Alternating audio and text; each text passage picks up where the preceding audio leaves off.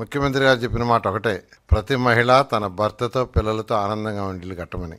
అంటే చక్కగా అవన్నీ స్టడీ చేసిన తర్వాత టిట్కో హౌసెస్ కట్టి, టిట్కోస్ ప్లాన్ చేసి 300 చదరపు అడుగులు, 365, 433 రకాలు. అది కూడా వాళ్ళ యొక్క అభిప్రాయాలు తీసుకుంటే జనరల్గా 300 అనేది కేంద్ర ప్రభుత్వం యాక్చువల్గా పెట్టిన ఇది, అంటే ఈడబ్ల్యూఎస్ అంటే 300 అని. అయితే కొందరు ఏమన్నారంటే ఒక బెడ్రూమ్ కొద్దిగా పెద్దది ఉంటే మాకు బాగుంటుంది, ₹4 మేము బ్యాంకు కట్టుకోగలంటే 365 పెట్టాం ఒక బెడ్రూమ్. కొంతమంది ఏంటంటే డబుల్ బెడ్రూమ్ పెట్టండి, మేము కొంత డబ్బులు కట్టుకోగలం అంటే డబుల్ బెడ్రూమ్. ఇట్లా 3 రకాలు తీసుకొచ్చి దాదాపు 7 లక్షల హౌసెస్ శాంక్షన్ చేసాం. 7 లక్షలు, అందులో 5 లక్షలు అడ్మినిస్ట్రేటివ్ క్లియరెన్స్ తీసుకున్నాం.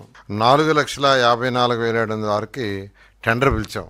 3,13,832 హౌసెస్ గ్రౌండ్ అయినాయి.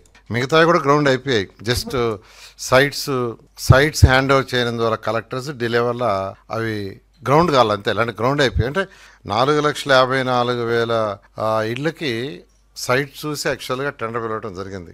అయితే గత ప్రభుత్వం ఏంటంటే వీటిని మొత్తం నాశనం చేసింది. పాలసీలు ఏంటంటే మార్చినా ఇంప్లిమెంట్ చేస్తే మంచిదే, ఇంప్లిమెంట్ చేయలే. ఇప్పుడు 300 ఫ్రీ అన్నారు. సరే, దానికి సంబంధించి డబ్బులు కాంట్రాక్టులకు ఇవ్వాల.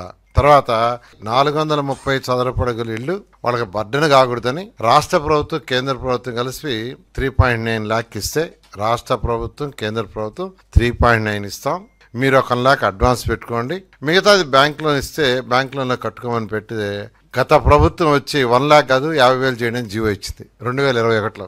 అదేవిధంగా 365లో కూడా 3,90,000 కేంద్ర రాష్ట్ర ప్రభుత్వాలు కలిసి ఇస్తాము, మీరు ఒక 50,000 అడ్వాన్స్ పెట్టండి, మిగతాది బ్యాంక్ లోన్ ఇప్పిస్తాం, చిన్న ఇన్స్టాల్మెంట్ కట్టుకోవచ్చు అని పెడితే గత ప్రభుత్వం వచ్చి 50,000 పడలేదు, 25,000 కడితే చాలు అని జీవో ఇచ్చారు. వాళ్ళకి రిటర్న్ ఇవ్వాల.